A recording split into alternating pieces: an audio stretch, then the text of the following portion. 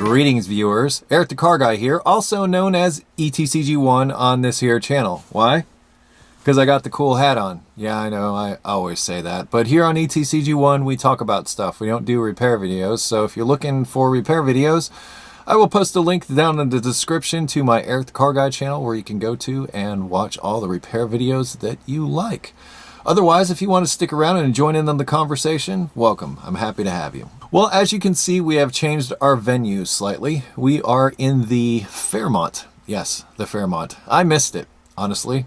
I haven't been driving it lately. It's wintertime, the weather's bad, and this car is way too nice to drive in that muck. So it just sits here in the shop, just waiting for the day and the sun to shine and the snow to melt for us to go out and do stuff together. But also, this eliminates the echo in the shop, which is kind of interesting. So maybe we'll do more of this in the future. But I thought that it might be a nice change of pace. So here we are. Why don't we get to the topic at hand? And that topic is getting a job as an automotive technician. This morning I did some research and I called around to some different shops, both dealership and independent, and to a chain store, a franchise store, let's say. And just asked around to their service departments, talked to the people that basically would hire technicians. Now, the information in this video I'm going to say is mostly going to apply to people that are in the United States, possibly in Canada a little bit. I think you can use some of the information in general terms. I mean, I'm covering the US because that's where I'm at, not because I don't like anywhere else. It's just because that's where we're at. But that's where I did my research, and that's where my information comes from. So if you're looking for a job as an automotive technician in the United States, this video is for you. Through my research, I learned some rather interesting things, and things that I kind of already expected, but it was nice that that information was reinforced. It's been several years since I went looking for a job as an automotive technician, so there's a lot of things that I'm not necessarily aware of, and I wanted to make sure that I was up to speed on that before I made this video. But overwhelmingly, all of the places that I spoke with, the number one thing on their list was either schooling or certifications. So that's one of the first things that they look for. Now, they all said that they would consider people that didn't necessarily have schooling or those certifications.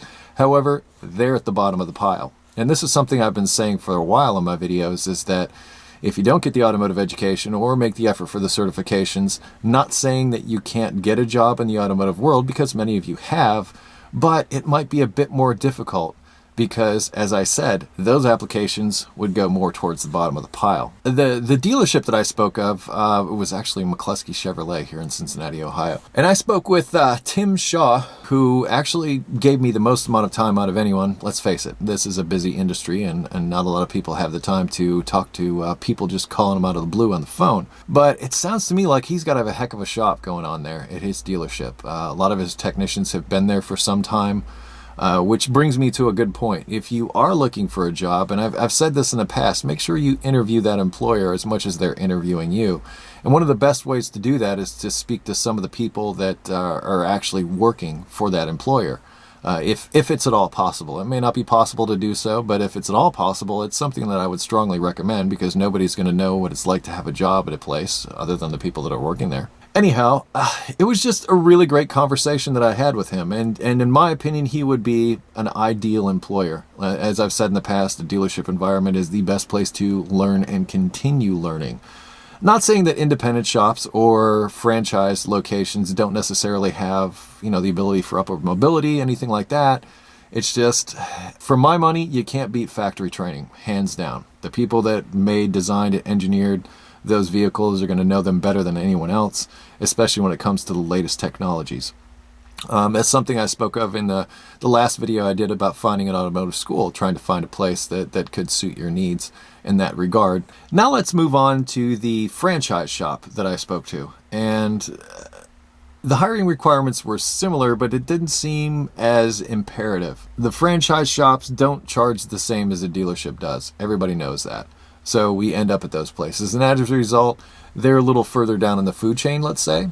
I'm not knocking these places at all. What I'm saying is it's a different work environment. And if you're looking to get in the door and you don't necessarily have an automotive education, I would say that you're more apt to be able to do that in a franchise type of setting as opposed to, like, say, the dealership. Also, they looked for certifications. ASE certifications in particular was one of the first things that they'd said to me. Schooling is also something that they look for. As far as, oh, and this is something I forgot to mention about the dealership, but as far as actually looking for that job, Tim at the dealership said to me that he puts ads on Craigslist, but he's very specific in the ads that he puts out there. There's a whole lot of do not apply if in those ads that he puts on Craigslist, but apparently he gets a lot of response there. So if you're aware of what Craigslist is, I'll put a link in the description.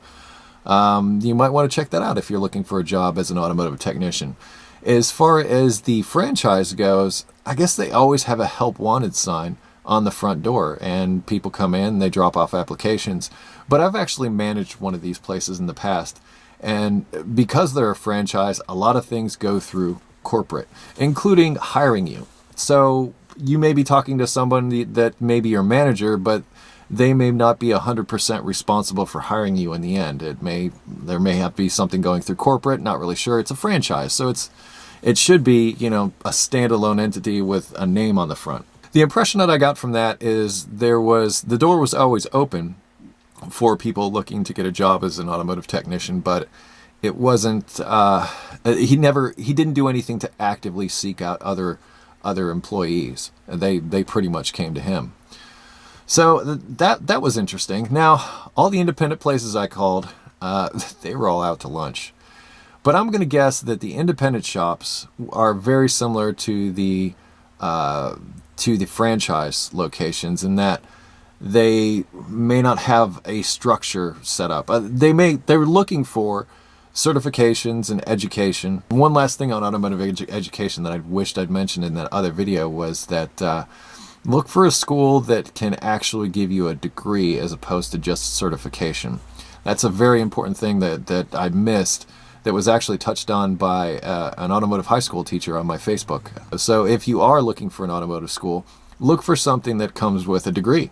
I say you stand a better chance than someone walking in off the street saying, hey, I've got a bunch of tools, I know how to fix cars, hire me. And you would get better paying jobs. And the better paying jobs, to be perfectly flat honest, are at the dealership. As I said, there's sometimes some BS that you have to put up with. However, they're not all like that. And after talking to Tim today, I'm very much reassured that there are dealerships out there. There are people that give a crap. There are people that want to invest in their employees and are really proud of their shops, and they want to keep them that way. And also their customers, they want to retain them as well. So if you're looking for a job as an automotive technician, look at the shop that you're working in as a whole. Because if you end up in a shop that maybe doesn't have the best reputation, maybe they, for whatever reason, they're just not really up to speed, so to speak. I don't really know how to put it. But if the shop isn't a very well-liked shop, and maybe there's a lot of complaints filed against them with the BBB, you might consider going elsewhere, because it sounds to me like that environment might be toxic already and not something you necessarily want to get involved with. As I've said in the past, you want to make sure that you're looking at your potential employer in the same way that they're looking at you, so that you're hiring your employer in the same way that they're hiring you. Because eventually, you're going to have to live with these people, for lack of a better word, and you're going to spend a lot of your waking hours spending time with them. And if you don't like them, then it's not going to end well. It's not going to end well, and you're not going to be happy. And if you're going to spend all the time and effort to either get an automotive education or all the time and effort and experience that you're gathering up, you want to spend that wisely. You don't want to waste your time in a place that's going to, well, for lack of a better word, waste your time. You'd rather be in a place that can help further your career, help further your education. And that's the way to look at it, because that's one of the things that Tim spoke about quite a bit when I spoke with him, is that the bar is always moving with technology. And that's something that's not going to change anytime soon. So we spoke about this in the Outmoded video, to where you get to a place to where your knowledge base just sort of ends. You're not going to be effective. You're not going to be as effective going forward.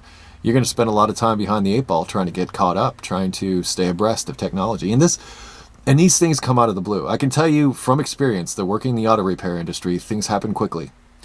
And it'll just be you're going along status quo, and then one day something will come in and it'll be simple. It'll be a simple little thing or a simple little request from a customer in a car that you might never have seen before. And bam, you'll find out just how much you don't know. And it's just that, it's just some little system, some button doesn't work, something. And you end up chasing your tail for the entire day just trying to figure out how the darn thing works. Education is important. And I know a lot of you out there talk about experience. I agree with you 100%, but if you don't know, if you don't have a backstory behind that experience, you're only half as effective, in my opinion. And I think the really good technicians that are out there, at least the really good technicians that I've met, work to furthering their education almost daily. They're reading the trade magazines like Motor Age, that kind of thing. They're constantly trying to expand and develop their knowledge base. Those are the guys that do well. Those are the guys that not only do well where they're working, but they do well in life, so to speak. In fact, another thing Tim mentioned is that he doesn't necessarily talk about your automotive knowledge in the interview. He talks more about you and your life and how you look at things. And honestly, I think that's a good approach because, let's face it, we talked about toxic people and how they can affect the work environment. And if you bring somebody in that's not going to fit with the group, as an employer, that's going to hurt you. That's going to hurt productivity. We talked about this. You don't want to do that. You want to know who they are. And I was very encouraged. I was very encouraged by that conversation. And I was also even more encouraged that that happened at a dealership. I was speaking to an actual service manager, somebody who hires people at a dealership, which I've been soured by that experience. And I'm not the only one. I've heard a lot from you too. So it's not just me. Anyway, this video seems like it's getting kind of long, but it's open for discussion as always with these ETCG1 videos. There will be a link in the description to the discussion about this video over at ericthecarguy.com. Of course, you can make comments down below as well.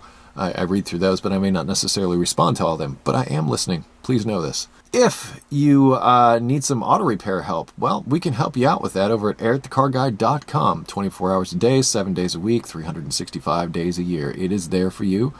Should you have automotive issues, there's a welcome video to tell you about all the wonderful features to help you with those automotive issues as soon as you land on that homepage. In addition to that, if you wish to connect with me socially, I can be found on Google+, Facebook. In addition, if you wish to connect with me socially, I can be found on Google+, Facebook, and Twitter, and I close each of my videos with be safe, have fun, and of course, stay dirty. And good luck finding that job if you're looking.